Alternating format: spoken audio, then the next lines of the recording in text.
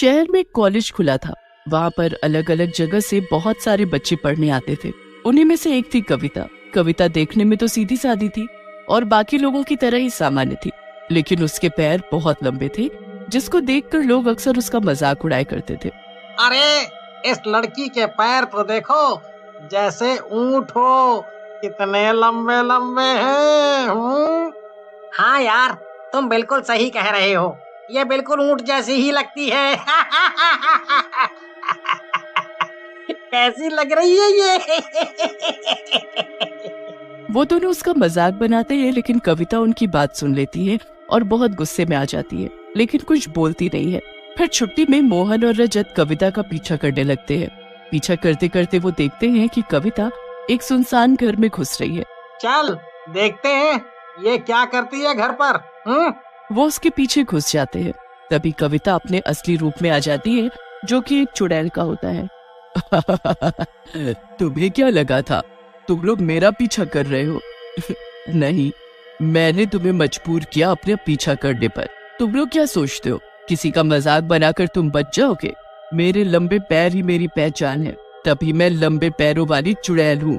हमें माफ कर दो, हमें पता नहीं था कि तुम एक चुड़ैल हो।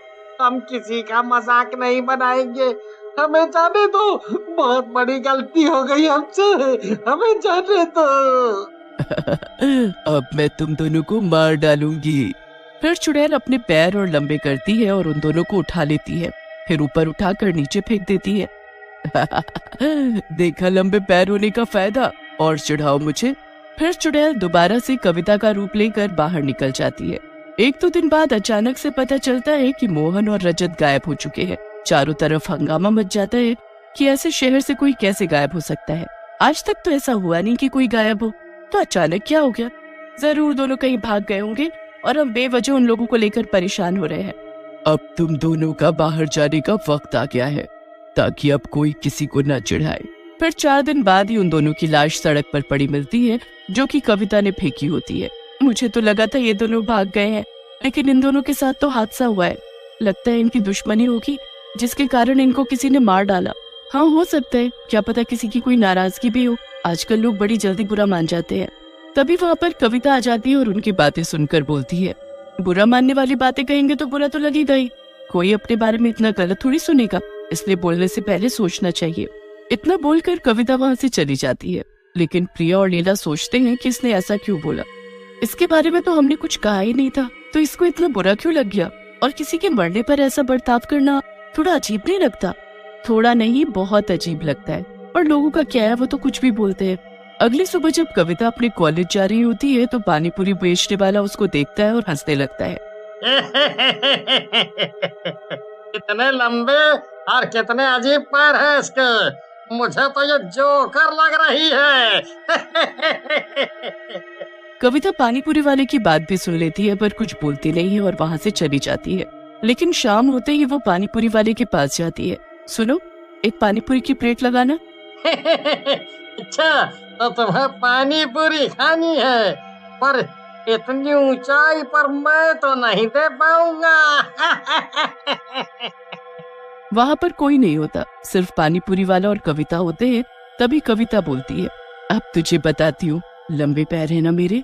और अपने असली चुड़ैल रूप में आ जाती है, जिसको देखकर पानीपुरी वाला भी डर जाता है। नहीं नहीं नहीं, ऐसा नहीं है, तुम बहुत सुंदर हो, मुझे माफ कर दो, मैं बस मजाक कर रहा था, मुझे जाने दो, मैं कभी तुम्हारा मजाक नहीं उड़ाऊंगा, वरना मैं किसी को बताऊंगा। अब तू क्या किसी को बताएगा? अब तो मैं तुझे बताऊंगी। तुझे क्या लगा था मैंने सुना नहीं था जो तूने सुबह में कहा? इतना बोलकर चुड़ैल उस आदमी को भी पकड़ती है और फिर अपनी टांगे लंबी कर उसको भी ऊपर से फेंक देती है, जिससे वो मर जाता है। अगली सुबह पानीपुरी वाला भी गायब हो जाता है और 4 दिन हो जाते हैं, लेकिन पानीपुरी वाला भी किसी को नहीं मिलता। सब उसकी खोज में लगे होते हैं। चल प्रिया, आज पानीपुरी खाकर आते हैं, बड़े दिन हो गए पानीपुरी खाए। कॉलेज के सामने जो पानीपुरी वाला लगाता है ना, वहीं चलते हैं, वो अच्छी बनाता है। बहुत मन हो रहा है चटपटा खाने का। अरे तुझे पता नहीं क्या, वो पानीपुरी वाला गायब हो चुका है, अब वो नहीं आता। बहुत दिन हो गए, पुलिस उसकी खोज में लगी हुई है। क्या कहीं वो भी मोहन और रजत की तरह किसी की दुश्मनी का शिकार तो नहीं हो गया? ये जो भी है, इससे दुश्मनी करना खतरे से खाली नहीं है। अब तो किसी को बोलने से भी डर लगता है, कहीं कोई हमारे पीछे भी ना पड़ जाए। मेरी मम्मी ने तो कहा है कि मैं घर से निकलूं ही ना। सबको बहुत डर लग रहा है। प्रिया और लीला जैसे ही कॉलेज पहुंचते हैं तो उनको रोहित काफी सदमे में दिखाई देता है और डरा डरा घूम रहा होता है। क्या हुआ रोहित, तुम थोड़े परेशान नजर आ रहे हो? मोहन और रजत की मौत से तुम्हें बहुत बुरा लगा है क्या? हाँ, बुरा तो लगा है, क्योंकि वो मेरे दोस्त थे, लेकिन उससे ज्यादा मुझे अजीब लग रहा है।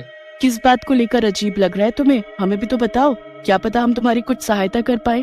क्या पता, मैं गलत भी हो सकता हूँ, लेकिन उस दिन मैंने मोहन और रजत को कविता का मजाक उड़ाते देखा था। तुम पागल हो रोहित, एक लड़की ऐसे किसी को नहीं मार सकती, वो भी दो को एक साथ। तुम्हारी कुछ गलतफहमी हुई होगी, और अगर ऐसा है भी तो उस पानीपुरी वाले का क्या? वो भी तो गायब है। हाँ प्रिया, पहले मुझे भी लगा था एक लड़की दो को कैसे मार सकती है, लेकिन जब पानीपुरी वाला गायब हुआ तो मुझे और शक हो गया। कैसे? पानीपुरी वाले के गायब होने से तुम्हें कैसे शक हुआ? मैं उसके गायब होने वाले दिन के पहले उससे पानीपुरी खा रहा था, तभी वहाँ से कविता निकली। मैं पैसे देकर निकला ही था, तब तक उस पानीपुरी वाले ने कविता का मजाक उड़ाया, और अगली सुबह मुझे पता चला कि वो पानीपुरी वाला भी गायब हो गया है। तब से मैं परेशान हूँ। चलो रोहित, अगर तुम्हें ऐसा लगता है तो हम पता करके आते हैं कि इसमें कितनी सच्चाई है और क्या माजरा है। फिर प्रिया, लीला और रोहित तीनों छुट्टी होने पर चुपके से कविता का पीछा करने लग जाते हैं। लेकिन इस बार कविता को कुछ पता नहीं होता है और कविता अपने घर पहुंचती है और पहुंचते ही गेट बंद कर लेती है और चुड़ैल का रूप ले लेती है। बड़ा आए थे मेरा मजाक बनाने वाले। चलो अब जल्दी से इस पानीपुरी वाले को भी सड़क पर फेंक दूं, वरना इसको ढूंढते ढूंढते कोई ना कोई तो मेरे घर आ ही जाएगा, जिससे मेरे चुड़ैल होने का राज सबको पता चल जाएगा। देखो देखो तुम लोगों ने, मैं कह रहा था ना कि कुछ गड़बड़ है। ये वही पानीपुरी वाला है, इसने इसको भी मार डाला। ये कविता एक चुड़ैल है, इसी ने उन तीनों को मार डाला। अब हमें जल्दी कुछ करके इसको खत्म करना होगा, वरना जो भी इसका मजाक बनाएगा ये उसको मार डालेगी। हाँ, ये तो बहुत खतरनाक है, लेकिन हम करेंगे क्या? पुलिस को बता दे क्या? नहीं, अब हमारे पास इतना समय नहीं है, हमें खुद ही कुछ करना होगा। मैंने सुना है कि चुड़ैल आग से बहुत डरती है, तो शायद वो उससे मर भी जाए। तो क्यों ना आज रात को हम इसके घर में आग फेंक दे जिससे मर जाए। लेकिन अगर वो आग से नहीं मरी तो हम सब मारे जाएंगे। हमें दूसरों की जान बचाने के लिए इतना तो करना ही पड़ेगा। आज या तो वो मरेगी या हम। तीनों इस बात को मान जाते हैं। फिर तीनों के तीनों छुप छुपा कर रात को अपने अपने घर से निकलते हैं और साथ में एक तेल का डिब्बा लेकर आते हैं जिसमें केरोसिन होता है। जैसे ही वो वहाँ पहुँचते हैं वो देखते हैं कि कविता चुड़ैल बाहर घूम रही होती है। अब क्या करें, ये तो बाहर ही घूम रही है। हमने तो सोचा ही नहीं था कि ऐसा भी कुछ हो सकता है। हमें जो करना है आज ही करना होगा। अब हमें इसको ऐसे ही बाहर जलाना होगा। तुम सही कह रही हो प्रिया। लीला एक तरफ से चुड़ैल पर तेल फेंकती है और दूसरी तरफ से रोहित तेल फेंकता है। अपने ऊपर अचानक तेल गिरता देख चुड़ैल बौखला जाती है और बहुत गुस्से में आ जाती है। अच्छा, तो तुम लोगों को पता चल ही गया। अब तुम दोनों को भी मुझे मारना पड़ेगा। तुम दोनों ये जो सब कर रहे हो, तुम्हें इन सब की सजा मिलेगी। चुड़ैल फिर अपने पैर लंबे करने लगती है। तभी उसको वहाँ प्रिया दिखाई देती है जो माचिस जलाने की कोशिश कर रही थी। अच्छा, तो तू भी है यहाँ? रुक, तेरी माचिस कभी नहीं जलने दूंगी मैं। जैसे ही चुड़ैल माचिस छीनने नीचे झुकती है तभी प्रिया उस पर माचिस जलाकर फेंकती है और बोलती है, अब तुम्हारी मौत है, अब तुम किसी को नहीं मार पाओगी। जैसे वो माचिस चुड़ैल पर गिरती है चुड़ैल वहाँ जलने लगती है। ये क्या किया तूने? मेरे पैर इतने लंबे हैं तब भी मैं खुद को नहीं बचा पा रही। अरे अब तो मेरी शक्ति अभी काम नहीं कर रही जो मैं अपने पैर छोटे करके पानी डालकर अपने ऊपर लगी आग बुझा सकूं। यही होता है, कभी कभी हमारी शक्तियां ही अभिशाप बन जाती है। हाँ सही कहा, अगर तेरे पैर छोटे होते तो तू झुककर तुरंत पानी ले लेती, पर देख लंबे पैर होने की वजह से तुझे जमीन कितनी नीचे लग रही है।